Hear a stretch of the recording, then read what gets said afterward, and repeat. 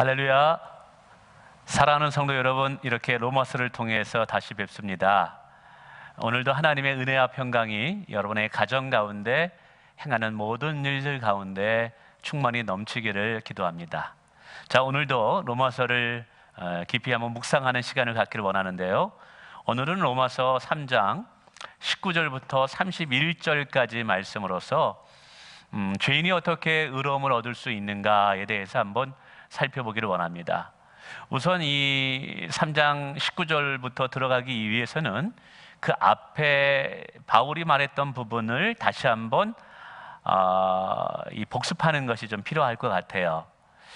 바울 사도는 율법을 가진 유대인이나 율법을 가지지 있지 않는 이방인이나 모두 하나님 앞에 죄인이다라는 선고를 내리게 되죠.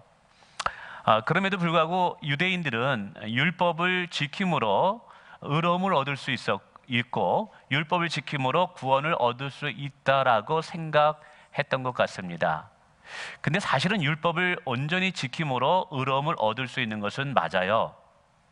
근데 바울이 주장하는 것은 인간은 죄로 인해서 전적 부패와 전적 무능력으로 인해서 그 율법을 온전히 지킬 수 없다라는 것이 인간의 한계라는 거예요. 그래서 율법을 통해서 의로움을 얻을 수 있는 것은 마치 그림의 떡과 같습니다. 그래서 율법을 가지고 있지만 지킬 수 없기에 유대인이나 이방인이나 모두 하나님 앞에 죄인이라는 것이죠. 자, 그러자 유대인들이 또 바울을 향해서 이런 또 질문을 던진 것 같아요. 바울아, 그러면 하나님은 왜 우리가 지키지도 못할 율법을 우리에게 주었느냐라는 것이죠. 이에 대해서 바울은 3장 19절과 20절에 하나님께서 왜 율법을 주었는지 그 율법의 기능에 대해서 이렇게 설명하고 있습니다. 한번 19절 한번 제가 읽어보도록 하겠습니다. 우리가 알거니와 무릇 율법이 말하는 바는 율법 아래 있는 자들에게 말하는 것이니 이는 모든 입을 막고 온 세상으로 하나님의 심판 아래 있게 하려 함이라 라고 말씀하고 있습니다. 우리가 알거니와 라는 것은 바울 사도가 율법의 기능과 목적을 깨달았다라는 것이죠. 그러면서 무릇 율법이 말하는 바는, 즉 하나님께서 율법을 주신 이유가 뭐냐, 율법의 기능이 무엇이냐라는 것이죠. 바로 율법 아래 있는 자들에게 이제 말하는 것인데, 이는 모든 입을 막고 온 세상으로 하나님의 심판 아래 있게 하려 함이라. 모든 사람으로 하여금 입을 막는다라는 뜻이 무엇일까요? 특별히 유대인들을 향해서 이렇게 말한 것 같아요. 유대인들은 율법을 지킴으로 의로움을 얻을 수 있다라고 생각했던 것이죠. 근데 하나님께서는 율법을 주신 이유는 뭐냐면, 그렇게 유대인들이 생각했던 그들의 생각을 더 이상 옳지 못하게 드러나게 하는 것이 율법의 기능이라는 것이죠. 그래서 율법을 통해서 의로움을 얻을 수 있다라는 율법의 주장을 막기 위해서 오히려 역설적으로 하나님이 율법을 주셨다라는 것이죠. 그리고 그 율법에 주신 특징은 하나님의 심판 아래 모든 죄인들이 놓여 있다라는 것을 보게 하는 것이에요. 이것을 좀 구체적으로 20절에 그러므로라는 결론을 통해서 율법의 기능을 다시 한번 설명합니다. 그러므로 율법의 행위로 그의 앞에 의롭다 하심을 얻을 육체가 없나니 라고 말합니다. 바리새인들은 율법을 지킴으로, 즉 율법의 행위죠, 율법을 지키는 선한 행위로 하나님 앞에 의롭다 하심을 얻는다고 생각했는데, 오히려 바울은 하나님이 율법을 주신 이유는 그 율법을 통해서 하나님 앞에 의롭다함을 얻을 육체가 없다라는 것을 스스로 깨닫게 하기 위해서 율법을 주셨다는 거예요. 그래서 율법의 기능 중에 뭐냐면, 율법으로는 죄를 깨닫게 한다라는 것이죠. 우리가 일반적으로 율법하면 크게 하라와 하지 말라라는 구약의 계명으로 들 수가 있습니다. 하나님께서는 크게 하나님 말씀을 할 때 이걸 하라, 이걸 하지 말라라는 것을 우리의 그 선함의 기준으로 제시했던 것이죠. 근데 인간이 죄로 인해서 하나님이 하라는 것을 앞에서 하지 못하는 자신을 깨닫게 돼요. 용서해라, 사랑하라, 이런 주님의 계명이 있는데 이런 것 것들을 지키지 못하는 나 자신의 모습을 율법을 통해서 깨닫는 것이죠. 뿐만 아니라 하지 말라라는 것이 있어요. 거짓말하지 마라, 도둑질하지 마라, 간음하지 말라. 그래서 이것을 통해서 이런 일을 하지 않는 것이 죄라고 정의를 내리는데, 그러한 율법을 지키려 하면 할수록 내가 그것을 지키지 못하는 나 자신의 모습을 보게 됩니다. 마음속으로 음욕을 품지 말라 하는데 내 자신이 그것을 지키지 못하는 것을 깨닫게 돼요. 입술로 거짓말하지 말라, 미워하지 말라, 다른 사람을 흉보지 말라라고 이야기하는데 어느 사이에 그거를 하지 말아야 하는데 하지 않으려고 하면 할수록 내 자신이 그것을 하고 있다라는 나 자신을 발견한다라는 것이죠. 그래서 그러한 율법을 통해서 나 스스로가 죄인임을 깨닫게 돼요. 그리고 스스로 인간의 행위를 통해서는 의로움을 도대체 하나님 앞에 얻을 수 없다라는 것을 율법을 통해서 얻게 됩니다. 아, 그렇구나. 인간은 죄인이구나. 인간은 스스로의 힘과 스스로의 선함으로는 하나님의 의롭다함에 도달할 수 없구나. 무엇을 통해서 이걸 깨닫는다고요? 율법이라는 것을 통해서요. 그렇게 되다 보니까 다시 19절로 돌아와서 우리 모두가 하나님의 심판 아래 놓여진 자임을 알게 돼요. 아, 율법이 나로 하여금 죄가 무엇인지를 알게 합니다. 그래서 그 죄를 범하지 않으려고 하는데 죄를 짓는 나의 모습을 보게 됩니다. 그것을 통해서 스스로가 죄인임을 깨닫게 돼요.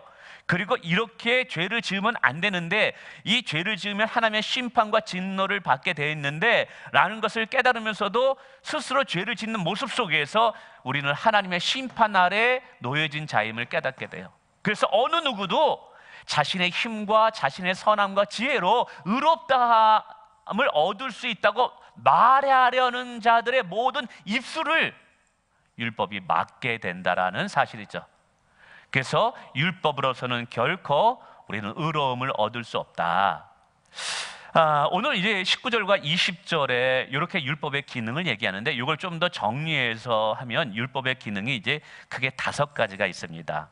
하나는 무엇이 죄인임을 깨닫게 하는 것이 율법이에요. 그러니까 율법이 없으면 무엇이 죄인지 아닌지를 모른다는 것이죠. 두 번째 기능은 내가 죄인임을 깨닫게 하는 것이 율법의 기능이에요. 율법을 지켜야지 이게 올바르고 선한 자인데, 그 율법을 내가 지키려 하는데 지키지 못하는 나의 모습을 통해서 내가 죄인임을 깨닫게 돼요. 뿐만 아니라 세 번째는 약간 비슷한 점이 있지만 차이점이 뭐냐면, 내 스스로는 죄의 문제를 해결할 수 없다라는 것을 율법을 통해서 깨닫게 돼요. 율법을 지키려 하면 지키려 할수록 지키지 못하는 자신의 모습을 발견하면서 여기서 절망하게 되는 것이죠.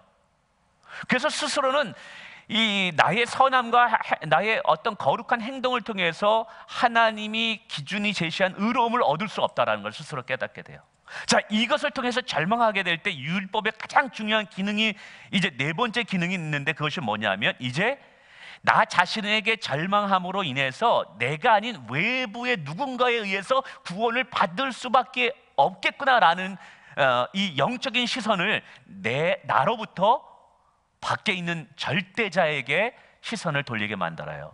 그래서 갈라디아 3장에서는 이 율법의 기능을 몽학선생이라고 하는 것이죠. 몽학선생이라는 것은 내가 죄인임을 깨닫고 스스로 구원함을 얻을 수 없다는 것을 알게 함으로 이제 예수 그리스도를 바라보게 만드는 거예요. 나를 절망시킴으로 오히려 예수 그리스도를 바라보게 만드는 것이죠. 그러니까 나 스스로의 절망이 없다면 예수님을 간절히 찾지 않게 된다는 거예요. 그래서 율법의 네 번째 기능은 예수님을 바라보게 만드는 기능이 있어요. 마지막으로 5째 율법의 기능이 있는데, 이것은 이제 구원을 얻은 이후에 우리 성화의 과정 속에서 하나님의 합당한 자의 삶의 방향이 무엇인지를 또 알려주는 것이 율법의 기능이 있습니다. 이거는 구원의 기능이 아니라 성화의 기능이에요. 대표적인 것이 십계명입니다. 십계명은 분명히 율법임에도 불구하고 우리가 그것을 지키도록 하나님이 요구한다는 것이죠. 율법을 폐해진 것이기 때문에 그러면 십계명은 안 지켜도 되는 것이 아니냐? 아니에요. 지켜야 돼요. 그것은 율법의 마지막 기능이 있는데, 구원을 받은 이후의 성도라 할지라도 그리스도인으로서의 삶의 기준이 있고 윤리적 범주가 있다라는 거예요. 윤리적 기준이 있다라는 거예요. 그것을 또 무엇이 제시하냐면 율법이라는 것이 또 제시하기 때문에 구원을 얻은 이후에도 구원의 완성으로서 율법을 우리에게 또 하나님이 제시하고 있습니다. 어쨌든 이러한 19절과 20절을 통해서 바울 사도는 바리새인들이 율법을 지킴으로써 구원을 얻는다라고 생각했는데, 오히려 율법을 지키려 하면 할수록 우리가 율법을 지키지 못하는 존재임을 깨닫고 죄인임을 깨닫게 하는 것이 율법의 기능이다. 왜냐하면 내가 죄인임을 깨달을 때 비로소 누구를 붙잡기 때문에 그래요? 맞아요. 예수 그리스도를 붙잡게 하기. 그러니까 율법이 주시는 가장 큰 사명은 예수 그리스도를 바라보게 하기 위함인 거예요. 그래서 이제 21절부터 드디어 바울 사도는 예수 그리스도를 우리에게 소개하고 있습니다. 사실 로마서를 시작하면서 3장 20절까지는 예수님에 대해서 언급하지 않고 있어요. 근데 이제 비로소 이제 예수 그리스도를 향해서 우리가 죄인임을 깨닫고 예수 그리스도를 바라보게 하고 있습니다. 자, 21절로 이제 드디어 갑니다. 저도 21절부터 좀 흥분이 됩니다. 자, 이제는 율법 외에 하나님의 한 의가 나타났으니 율법과 선지자들에게 증거를 받은 것이니라. 여기서 이제는이라는 거예요. 이제는이 이 뜻이 뭘까요? 지금 바울이 로마서 1장 후반부, 2장, 3장 전반부까지 이야기한 주장이 뭐예요? 유대인이나 헬라인이나 모든 세상 사람들은 죄 아래 놓여 있다라는 것이죠. 그리고 결코 스스로의 힘으로는 그 죄를 해결할 수 없다라는 이 깨달음을 얻었을 때, 이 죄로 인한 인간이 절망을 얻게 되었을 때, 이때 이것이 바로 이제라는 단어로서 앞 모든 부분을 설명하는 거예요. 자, 그러고 나서니까 하나님께서 율법 외에 하나님의 한 의가 나타났다라고 말합니다. 율법 외에 하나님의 한 의가, 근데 이 단어 속에서도 사실 율법도 하나님의 의에 도달하는 하나의 방법이었던 거예요. 근데 예전에도 말씀드렸듯이 율법을 온전히 지키면 하나님의 의에, 구원에 도달할 수가 있습니다. 근데 문제는 인간은 죄인이기 때문에 그 율법을 다 지킬 수 있다 없다? 지킬 수 없어요. 이게 그림의 떡이다라고 말씀을 드렸어요. 그래서 하나님께서는 인간 스스로의 힘과 스스로의 선함으로는 구원을 얻을 수 없으니까 이제 하나님께서 드디어 하나님의 방법으로 인간을 구원하는 것을 제시합니다. 그것이 뭘까요? 바로 믿음으로 말미암아 의로움 없는 방법이에요. 그래서 율법 외에, 율법이 아닌 다른 방법으로 하나님의 의로움을 우리에게 주시는 방법이 나타났다는 거예요. 그러니까 하나님의 한 의라는 것은 사실은 예수 그리스도가 우리의 의로움이에요. 그래서 예수 그리스도의 구원의 사역, 구속의 사역, 십자가의 부활의 사역을 통해서 그 예수 그리스도의 의가 오늘 우리에게 주어지는 그 방법이 하나님이 또 다른 방법으로 우리가 의로움을 받는 방법을 나타내 보신 거예요. 언제요? 신약 시대의 예수 그리스도를 통해서. 근데 이렇게 하나님의 의가 믿음을 통해서 얻어지는데, 이걸 한번 22절에 곧이라고 말합니다. 우리가 이제 의로움을 얻는 방법이 뭐예요? 예수 그리스도를 믿음으로 말미암아 모든 믿는 자에게 미치는 하나님의 의라 그랬어요. 즉 예수 그리스도를 믿는 믿음으로 우리가 하나님의 의로움을 얻습니다. 근데 이러한 예수 그리스도를 믿는 믿음으로 우리가 의로움을 얻는데, 이 믿음으로 의로움을 얻는 것이 구약 시대에 없다가 신약 시대에 벼랑간 나타난 것이냐? 아니라는 거예요. 혹시 지난주 시간에 제가 하나님께서는 유대인들이 주장했던 구원의 방편이 구약 시대에 와서 또 신약 시대에 와서 바뀌어졌다, 그들이 그렇게 이제 바울을 향해서 바울의 주장을 반박하자고 할 때 바울이 아니다, 하나님은 구약이나 신약이나 독일하게 하나님의 구원의 방편, 구원을 얻게 하는 방법을 일관성 있게 지속해 내셨다. 그러므로 하나님의 구원하심은 바뀌신 것이 아니기 때문에 그분은 신실하시다라는 것을 바울이 주장했다 이 말이에요. 그러니까 이것도 마찬가지예요. 우리가 믿음으로 의롭다함을 받는 것이 구약 시대에 없다가 신약 시대에 벼랑간 나타난 것이 아니라는 거예요. 바울은 구약 시대의 구약의 백성들도 믿음으로 의롭다함을 얻었고, 신약 시대의 성도들도 믿음으로 의롭다함을 받은 거예요. 그래서 이 믿음으로 의롭다함을 얻는, 이 의롭게 되는 이 방법은 선지자들에게 증거를 받은 것이 아니라, 즉 구약에 있는 성도들도, 선지자들도 이미 구약 시대의 성도들은 믿음으로 의롭다함을 받는다라는 것을 주장했다라는 사실이죠. 대표적인 것이 아브라함입니다. 그래서 4장에 들어서 아브라함의 이야기를 언급하는 이유가 그거예요. 아브라함의 이야기가 왜랑한 4장에서 나오겠습니까? 이제 다음 주에 살펴보게 되는데, 바로 하나님은 구약 시대에도 하나님의 백성들을 구원하는 방법이 뭐였다는 거예요? 믿음으로 구원을 얻게 하셨다라는 것이죠. 그래서 구약 성도들은 바라보는 믿음으로 구원을 얻었다면, 신약 시대의 성도들은 이미 오신 예수 그리스도를 믿는 믿음으로 구원을 얻었다. 그래서 바울 사도는 구약이나 신약이나 우리가 의로움을 받는 방법은 동일하다는 거예요. 그것은 이미 구약에서부터 이미 계속해서 하나님께서 우리에게 선지자를 통해서 증거를 보여주셨다는 것이죠. 그 방법이 뭐냐면 곧 예수 그리스도로 믿음으로 말미암아 모든 믿는 자에게 비치는 하나님의 의라는 것이죠. 바리새인들은 율법을 지킴으로 하나님의 의로움에 도달할 수 있다라고 얘기했어요. 근데 율법으로는 도저히 인간이 죄인이기 때문에 의로움을 도달할 수가 없었어요. 그래서 하나님께서는 이 절망하는 인간에게 의로움을 도달할 수 있는, 의로움을 얻게 하는 방법을 제시했어요. 그 새로운 방법이 뭐냐면 인간의 선함이나 행함의 어떤 율법을 지킴으로써가 아니라 하나님이 일방적으로 주시는 선물로 인해서 그 의로움을 얻는 방법이 우리에게 주어졌다는 거예요. 그것이 뭐예요? 예수 그리스도를 믿음으로 말미암아 모든 믿는 자에게 하나님의 의가 들어왔다는 거예요. 이 하나님의 의라는 것은 물론 구원을 얻을 수 있는 자격을 말하는 거예요. 근데 이 믿음으로 말미암아 하나님의 의로움을 얻는 것은 모든 믿는 자에게요. 앞에서도 바울이 얘기했어요. 유대인이나 헬라인이나 하나님이 심판하는 방법은 그들의 행함을 통해서 심판해요. 그러나 하나님께서 유대인이나 헬라인이나 구원을 얻게 하는 방법은요, 오직 믿음을 통해서 구원을 얻게 하는 방법이라는 것이죠. 자, 그러면 여기서 또 질문이 나올 수밖에 없죠. 그럼 도대체 왜 예수 그리스도를 믿는다는 이 믿음으로 우리가 어떻게 의로움을 도달할 수 있느냐 이 말이에요. 만약에 우리가 선한 일을 행하고 율법을 지키고 덕을 쌓고 그렇게 해서 우리가 의로움을 얻는다라는 것은 이해가 되어져요. 그건 충분히 이해됩니다. 근데 어떻게 그리스도를 믿는 것, 예수 그리스도를 믿는다는 것이 어떻게 우리에게 의로움의 사건이 되느냐 이 말인 것이죠. 바로 이 부분을 바울 사도가 23절부터 다시 한번 이렇게 설명합니다. 자, 23절부터는 어떻게 예수 그리스도를 믿는 것이 어떻게 우리에게 의로움이 되는가에 대한 사건이에요. 자, 이제 이것을 이야기하기 전에 바울 사도는 인간의 존재가 먼저 어떠한 존재인가를 먼저 다시 한번 깨닫게 만듭니다. 그것이 뭐냐면 모든 사람이 죄를 범하였으며 하나님의 영광에 이르지 못한다라는 거예요. 여기서 모든 사람이라는 것은 유대인이나 헬라인이라 모든 사람은 다 죄 아래 놓여졌다는 거예요. 이 죄 아래 놓였는데 이 죄가 어느 정도 죄냐? 자기의 행위를 통해서, 자기의 선함을 통해서는 하나님의 영광에 이르지 못할 죄라는 거예요. 여기서 하나님의 영광에 이르지 못한다는 것은 하나님의 의로움에 도달하지 못한다는 거예요.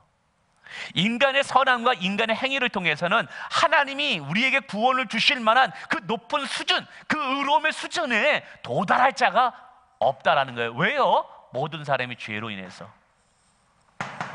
그러다 보니까 자, 이제 24절부터 설명을 하게 됩니다. 한번 읽어보겠습니다.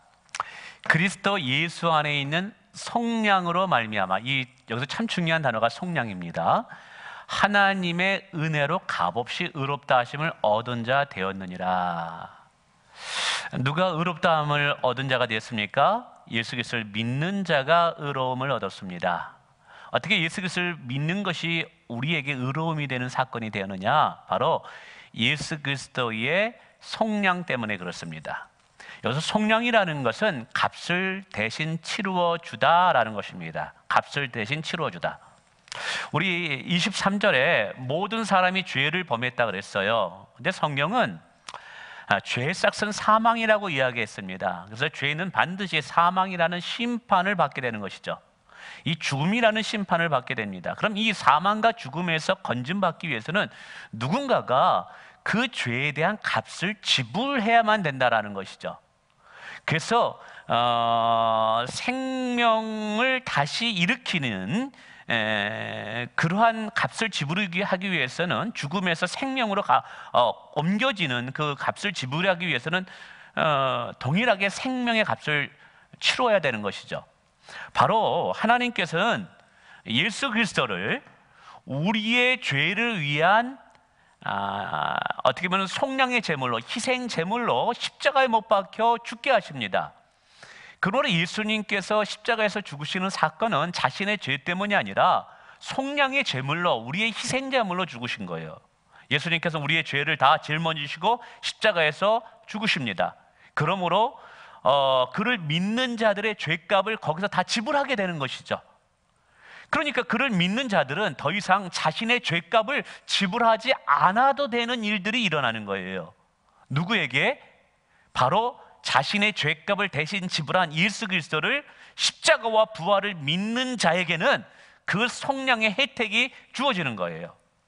그러므로 예수님께서 우리가 치러야 할 죄값을 다 지불하시고 치르심으로 말미암아 우리는 거저 그 의로움을 덧입는 자가 되고 그 어려움을 얻는 자가 되었습니다. 우리가 그것을 칭의라고 이야기합니다. 그런데 이것은 뭐냐면 하나님의 은혜로 값없이 되었다라는 것이죠.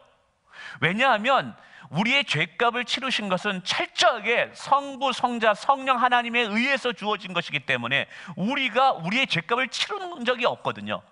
예수님께서 다 치르시고 그것을 믿는 자들에게 주어졌기 때문에 이것이 은혜로 값없이 주어진 거예요. 그리고 에베소 2장 8절에 보면 우리가 예수를 믿는 믿음조차도 하나님의 선물이기 때문에 우리가 우리의 구원을 얻고 우리가 의로움을 얻기 위해서 우리가 행한 것이 아무것도 없는 거예요. 우리가 이것을 은혜라는 표현으로 얘기합니다. 은혜라는 것은 자격이 안 되는 자에게 베푸는 일방적인 호의인 거예요. 그러니까 우리는 죄인이기 때문에 구원받을 자격이 안 돼요. 그런데 하나님께서 그 아들 예수 그리스도를 십자가에서 죽게 함으로 우리의 죄값을 대신 속량, 즉 죄값을 치르게 하셔요. 그래서 그를 믿는 자는 누구든지 예수님이 의로움의 그 결정체인데 그 의로운 예수님의 의를 우리에게 덧입혀 주는 거예요. 그 의로움을 우리에게 전가시켜 주는 거예요. 그래서 이것이 어떻게 해요? 값을 받지 않고 믿기만 하면 누구에게든지 이 선물을 주시기로 하나님이 약속하신 거예요. 그래서 이게 뭐냐? 은혜로 값없이 결국 의롭다함을 얻는 자가 되었다라는 사실이죠. 이것을 25절에는 이제 또 다른 화목제물이라는 단어로 또 이렇게 표현합니다. 한번 25절 읽어보겠습니다. 이 예수를 하나님이 그의 피로써 믿음으로 말미암은 화목제물로 세우셨으니 라고 말합니다. 앞부분에는 예수님께서 우리의 속량의 제물로 돌아가셨어요. 이 속량의 제물을 단순하게 죄값을 대신 치르시는, 우리가 받아야 할 죄의 사망을 대신 치르심으로 우리에게 구원을 주셨다는 의미라면, 이 화목제물이라는 것은 이런 거예요. 하나님과 우리 사이에 죄로 인해서 막혀지게 됩니다. 그것이 창세기 3장에 나오는 아담의 죄로 인해서 하나님과 인간 사이가 이제 막혀지게 된 것이죠. 근데 예수님께서는 우리를 대신해서 화목제물로 들어가는 거예요. 이 화목제물이라는 것은 하나님은 공의로운 하나님인데 그 공의로운 하나님은 죄에 대해서 심판할 수밖에 없죠. 죄에 대해서 진노와 분노를 이렇게 내리실 수밖에 없는 거예요. 그래서 그 죄에 대해서 당신이 희생제물, 화목제물로 드림으로 인해서 하나님의 분노를 가라앉혔다라는 의미가 있는 거예요. 그래서 이 화목제물로 예수님이 죽으심으로 인해서 하나님과 우리 사이에 막힌 담을 허물어버리고 이제 누군지 예수의 피를 힘입어서 하나님의 지성소로 나갈 수 있는 자격을 얻게 되었다라고 말하고 있어요. 그래서 히브리서에서 보면 10장에서 예수님 자신의 몸이 성소와 지성소를 구분하는 커튼으로 표현합니다. 그래서 자신의 몸을 찢기심으로 누구든지 그 피를 힘입어 하나님 앞에 담대히 나갈 수 있는 자, 구원을 받을 수 있는 자격을 얻게 된다는 것이죠. 그래서 화목제물로 인해서 우리가 하나님 앞에 나갈 수 있는 자격을 얻는 자가 되었다라고 이야기하는 거예요. 이는 그러면서 앞부분에 성량제물과 화목제물로 드리신 예수님의 십자가 죽음으로 인해서 이는 하나님께서 길이 참으시는 중에 전에 지은 죄를 간과하심으로 라고 표현하고 있습니다. 그러니까 예수님께서 십자가에 못 박혀 죽으실 때 성부 하나님은 엄청나게 참고 참으신 것이죠. 아들이 고통당하시고 돌에 맞았고 그리고 침을 뱉음을 당하고 십자가에서 죽임을 당하는 그 고통을 우리 하나님께서는 참고 참으시는 거예요. 왜요? 예수님을 화목제물과 속량제물로 우리를 위해서 내어주셨기 때문에 그래요. 그렇게 참으시면서 우리가 지은 죄를 뭐 하셨다? 간과하셨다라는 거예요. 간과하셨다. 이게 이제 칭의에 있어서 아주 중요한 단어입니다. 간과라는 것은 못 본 채 했다라는 뜻이에요. 또는 이 천으로 덮어주셨다라는 거예요. 그러니까 칭의라는 것이 뭐냐면 의롭다함으로 칭함을 받는 거예요. 그러니까 칭의라는 것은 내가 선한 일을 했기 때문에 덕을 쌓았기 때문에 내 안에 죄가 씻겨진 것이 아니라 예수님께서 우리를 위해서 죽으신 희생제물과 화목제물로 인해서 그 십자가의 보혈로 우리의 죄가 덮어진 거예요. 그렇기 때문에 성부 하나님은 우리의 죄를 보시면서도 못 본 채 하는 거예요. 뭐 때문에요? 예수님의 십자가의 죽음 때문에. 그것을 뭐라고 표현하느냐? 간과하셨다라는 거예요. 그냥 기억지 않는다라는 거예요. 무엇 때문에요? 우리의 그 무엇 때문에? 아니에요. 예수 그리스도의 십자가와 부활의 사건으로 인해서 하나님께서는 우리의 죄를 그냥 못 본 채 해주신다라는 거예요. 이게 의롭다 함을 칭함을 받는 거예요. 그래서 이러면서 말합니다. 자기의 의로우심을 이제 나타내려 함이니라. 그래서 예수 그리스도께서 화목제물로 희생제물로 드린 이 십자가의 사건이 결국 자기의 의로움, 즉 하나님의 의로우심을 나타내요. 요거를 이렇게 26절에 좀 더 한번 덧붙여서 이야기합니다. 곧 이때라는 건 뭐예요? 예수님께서 우리의 죄를 위해서 십자가에 죽으심으로 속량제물과 화목제물이 되심으로 자기 즉 하나님의 의로우심을 나타내사 자기도 의로우며, 요까지요. 십자가 사건은요 하나님의 공의와 사랑을 보여주는 사건입니다. 즉 예수님이 당신의 몸을 십자가에 찢겨 죽으심으로 말미암아 그를 믿는 자들이 죄값을 치르지 않고 심판을 받지 않게 하심으로 구원의 길을 열어주셔요. 그래서 용서의 하나님의 모습을 보여주는 것이죠. 그러나 동시에 십자가는 하나님의 공의를 보여드리는 사건이에요. 반드시 죄는 심판을 받는다. 반드시 죄는 저주를 받는다. 그리고 그 심판과 저주를 예수님 자신에게 덧입혀 씌우신 거예요. 그래서 예수 그리스도 하나님의 아들을 죽이심으로 말미암아 온 천하 만방에 하나님은 의로우신 분을 드러내 보인 거예요. 그래서 십자가를 통해서 하나님은 또 뭐를 나타내느냐? 우리에게는 사랑의 하나님을 보여준 거지만 세상을 향해서는 하나님 자신도 반드시 죄는 심판하시는 의로운 분임을 보여주신 거예요. 근데 이렇게 하나님도 의로우실 뿐만 아니라 그 예수 그리스도의 십자가의 고난과 죽임을 통해서 그 예수를 믿는 자들에게 뭐를 주는 거예요? 의롭다 하심을 덧입혀주는 사건을 허락하시는 것이죠. 그래서 이 십자가의 사건을 통해서 본인만 의로울 뿐만 아니라 그를 믿는 자, 즉 예수 그리스도를 믿는 자들에게도 의롭다함을 주시는 놀라운 사건이 벌어지게 됩니다. 그래서 사실 이 십자가의 바울 사도는 율법을 통해서 의로움을 얻는다는 바리새인들의 주장을 우리가 믿음을 통해서 어떻게 의로움을 얻게 되는지를 이제 설명하고 있는 것이죠. 예수 그리스도를 믿는 것이 왜 우리에게 의로움이 되어지느냐? 바로 십자가의 사건을 통해서 죄사함의 속량과 화목제물로 자신의 몸을 찢기시고 십자가에 죽으시는 예수가 나를 위한 죽음이었기 때문에 그를 믿는 자들에게는 의로움이 들어오게 되었다라고 이제 설명합니다. 자, 우리가 이것을 깨달았단 말이에요. 만약에 율법을 통해서 스스로 의로움을 얻는 자들은 나의 선함과 나의 의로움 때문에 내가 율법을 지킴으로 내가 구원을 얻어서 나를 자랑할 거예요. 근데 우리들은 어때요?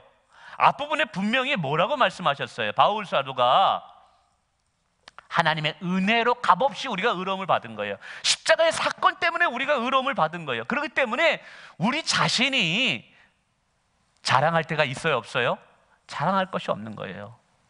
우리는 오직 예수님께서 행하신 그 사건을 믿음으로 받아들임으로 인해서, 그리고 그 받아들이는 믿음조차도 하나님의 선물로 주어졌기 때문에 우리가 자랑할 것이 없게 되는 거예요. 그래서 오늘 우리가 자랑할 것은 우리의 선함이나 우리의 그 무엇이 아니라 십자가만을 우리는 자랑할 수밖에 없다라는 것이죠. 그래서 바울이 말합니다. 무슨 법으로냐? 즉 무슨 법으로 우리가 의로움을 얻을 수 있느냐? 행위를 통해서 우리가 의로움을 얻을 수 있느냐? 아니다. 그럼 우리가 무슨 법을 통해서 의로움을 얻을 수 있느냐? 이 두 번째 법은 뭐예요? 이것이 하나님이 절망에 빠진 인간에게 의로움을 받는 제시, 즉 믿음으로. 누구를 믿음으로? 예수 그리스도의 십자가와 부활을 믿는 믿음으로 우리가 의로움을 얻게 되었다라는 거죠. 그러므로 여기서 이제 우리가 앞에서도 말씀드렸지만 믿음에는 여러 종류의 믿음이 있어요. 현세적인 믿음이 있고 지식적인 믿음이 있고 참 구원 얻는 참된 믿음이 있는 거예요. 그냥 단순히 내 문제를 해결하기 위해서 예수님을 믿는 믿음, 그냥 예수님이 나의 좋은 친구니까, 나의 좋은 위로자가 되니까 그냥 믿는 믿음, 그런 믿음은 진정으로 구원 얻는 믿음이 아닌 거예요. 참된 의로움을 얻는 믿음, 구원을 얻게 하는 믿음은요, 예수님이 나의 죄를 위해서 십자가에 못 박혀 죽으셨다, 나를 위해서 희생제물로, 화목제물로, 성령의 제물로 죽으셨다라는 이 분명한 십자가의 사건을 믿는 믿음이 있을 때만이 그 믿음이 우리에게 구원을 얻게 하는 참된 믿음이 되는 거예요. 그러니까 이것이 복음이라는 거예요. 이게 복음이라는 거예요. 여러분, 이 복음의 의미를 알지 못하고 단순히 예수님을 좋은 분, 선한 분, 좋은 스승, 좋은 철학가, 나를 위로하는 분, 나의 좋은 친구가 되는 분, 나의 문제를 해결하는 분으로만 믿는다면 그 문제가 해결 뒤에는 더 이상 예수님을 찾을 필요가 없기 때문에 교회를 떠나는 거예요. 오늘 바울이 얘기한 것처럼 참된 믿음이 저와 여러분 가운데 있기를 원합니다. 그래서 28절에 다시 한번 결론을 내립니다. 그러므로 이 사람은 뭐예요? 죄인이에요.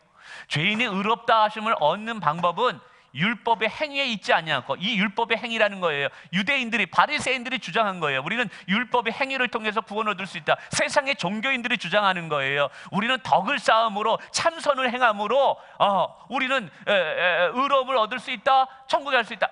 않는다라는 거예요. 그럴 방법은 안 된다는 거예요. 오직 절망에 빠진 인간이 구원을 얻는 방법은 하나님이 예수를 통해서 의로움을 얻게 하시는 방법인 오직 하나, 예수를 구세주로, 예수를 그리스도를 믿는 믿음으로만 우리가 의롭다함을 받는 것을 인정하노라 라고 이야기하고 있다는 사실이죠.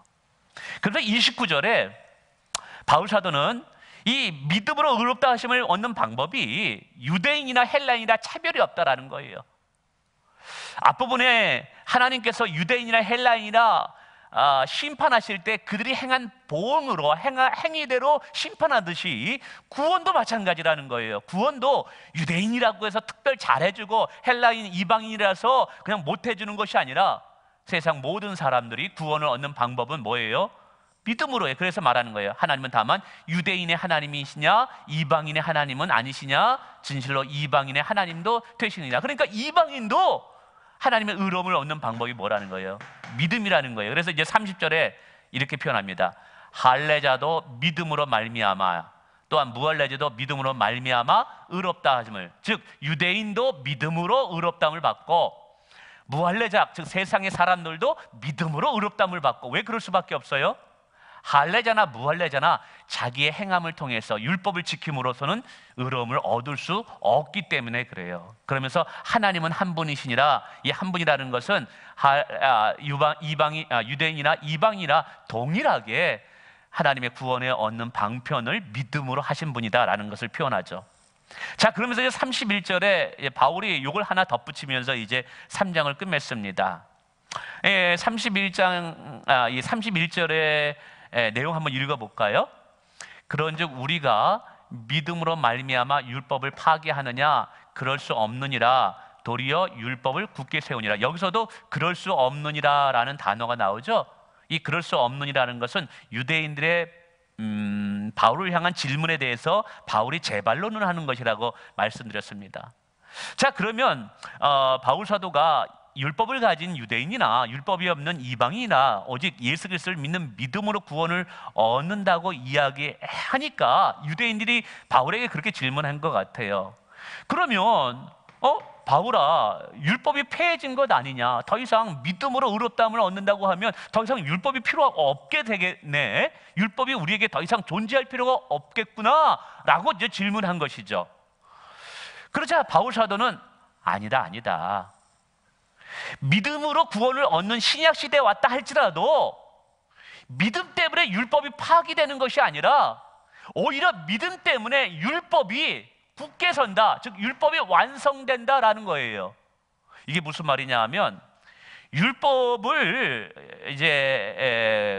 율법이 사실은 모세 오경의 하나님의 규칙의 말씀, 규례의 말씀입니다. 하라와 하지 말라로 구분되는데, 근데 그 율법을 엑기스로 짜면 두 가지로 나타난다고 이야기하고 있습니다.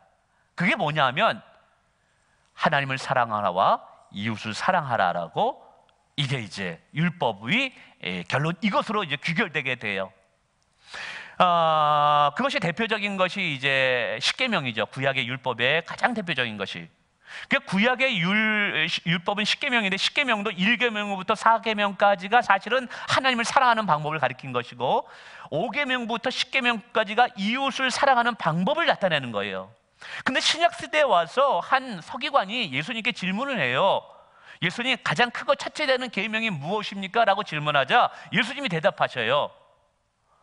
하나님을 내 마음과 생명과 목숨을 다하여 사랑하고 내 이웃을 내 몸과 같이 사랑하라 라고 이야기하고 있어요. 그러니까 구약의 십계명의 율법이나 신약 시대의 예수님의 새 계명이나 사실은 계명에 추구하는 바는 같다라는 거예요.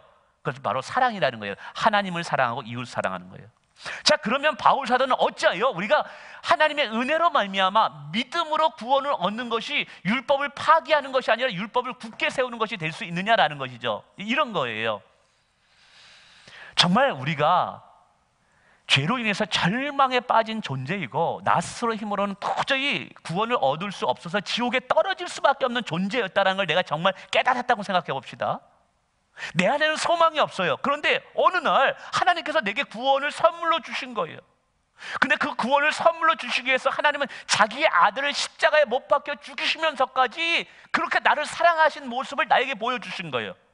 정말 그 복음, 그 구원을 내가 정말 깨달았다면 나의 반응이 어떻게 나타날까요?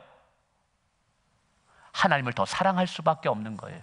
그러니까 과거의 율법은요, 억지로 내가 지켜야만 되니까 하나님을 사랑했던 율법이라면, 이제 신약시대의 율법은요, 그 놀라운 하나님의 사랑 앞에 몸둘 바를 몰라서 이제 자원함으로 하나님을 더 사랑할 수밖에 없는 자가 되는 거예요. 그렇기 때문에 구약의 그 어느 누구보다 율법을 더 굳게 하는 자가 되는 거예요. 그래서 예수님께서 제자들에게 이야기했어요. 너희가 바리새인들보다 더 선하지 아니하면, 더 의롭지 아니하면 안 된다라고 이야기하고 있어요. 바리새인들은 율법을 지키는 그 테두리 안에서만 하나님을 사랑하고 이웃을 사랑했어요. 근데 정말 복음의 은혜, 자격도 안 되고 조건도 안 되는 나를 십자가의 은혜로 구원시켜준 이 은혜를 깨달은 사람은요, 그 테두리 안에서만 하나님을 사랑하는 것이 아니라 시키지 않아도 나의 생명까지 다 들여서 하나님을 사랑하는 자가 되는 거예요. 그러니까 구약의 그 어떤 성도들보다 하나님을 더 뜨겁게 사랑할 수 있는 자가 되는 거예요. 반면에 이웃을 사랑하는 것은 어떨까요? 보세요. 하나님께서 나를, 자격도 안 되는 나를 그렇게 사랑하셨다는 걸 깨달으면, 그리고 저 상대편, 저 지체도 하나님께서 그렇게 사랑하는 자임을 깨닫게 되면 어떻게 될까요? 그를 용서할 수밖에 없는 거예요. 그를 사랑할 수밖에 없는 거예요. 나 같은 죄인도 사랑했다면 하나님이 왜 저 사람을 사랑하지 않겠어? 우리는 예수님께서 이것을 갖다가 커다란 빚진 자의 비유를 가지고 설명합니다. 엄청난 빚을 많이 진 자, 작게 빚을 진 자가 둘이 있었어요. 그런데 큰 빚을 해결받은 사람은 너무 감사해서 몸둘 바를 마르는데, 작은 빚을 탕감받은 사람은 별로 그 은혜를 기억하지 못하고 오히려 이웃을 향해서 함부로 대하는 거예요. 정말 어마어마한 빚을 탕진받았어요. 엄청난 은혜를 받았어요. 여러분, 이것을 아는 사람은요, 내게 뭐라고 이야기하는 누가 있든지 내 이웃을 주님의 사랑 때문에 사랑할 수밖에 없는 거예요. 주님이 나를 그토록 사랑하시고 나를 향해서 내 이웃을 내 몸까지 사랑하는 그 말씀이 억지로 율법을 지키기 위해서가 아니라 그분이 엄청난 은혜로 되어진 거기 때문에 그 말씀에 우리는 순종할 수밖에 없으므로 이웃을 사랑하는 그 사랑을 더 굳게 세우게 되는 거예요. 무엇보다 율법을 통해서 이웃을 사랑하는 것보다 믿음을 통해서 은혜로 얻은 자가 이웃을 사랑하는 것이 더 큰 사랑이 되는 거예요. 그래서 결국 믿음은요, 율법을 파기되어지는 것이 아닌 거예요. 구약과 신약이 모순되는 게 아니라는 거예요. 오히려 믿음으로 말미암아 우리는 구약의 성도들보다, 바리새인들보다 하나님을 더 뜨겁게 사랑하고 이웃들을 사랑할 수 있는 은혜의 자격, 은혜의 성도가 되는 것이죠. 그래서 참 이것을 통해서 정말 깨닫는데, 결국 내가 하나님을 더 뜨겁게 사랑하고 이웃을 용서하고 사랑하는 힘은요, 어디서 나오느냐? 진정한 복음의 의미를 깨닫는 데서부터 시작된다는 사실이에요. 그래서 복음이라는 것은 죄인을 의인되게 하는 하나님의 능력뿐만 아니라 진정한 복음은요, 우리의 삶을 사랑의 사람으로 변화시키는 능력이 있는 거예요. 용서하지 못하고 여전히 미워하는 이유가 무엇 때문일까요? 그것은 참되게 복음으로 하나님이 나를 얼마나 사랑했는지, 십자가의 은혜가 얼마나 큰지를 깨닫지 못하기 때문에 그런 거예요. 여러분, 다시 한번 로마서를 통해서 복음의 진정한 의미와 자격과 조건도 안 되는 버러지같이 썩어지고 마침내 지옥에 떨어질 우리를 하나님의 은혜로 값없이 의로움을 주셨다는 이 은혜 앞에 정말 우리가 매 순간 모든 것에 감사하고 모든 일에 순종함으로 하나님을 영화롭게 할 수 있고 율법을 세우는 저와 여러분 되시길 주님의 이름으로 축원을 드립니다. 감사합니다.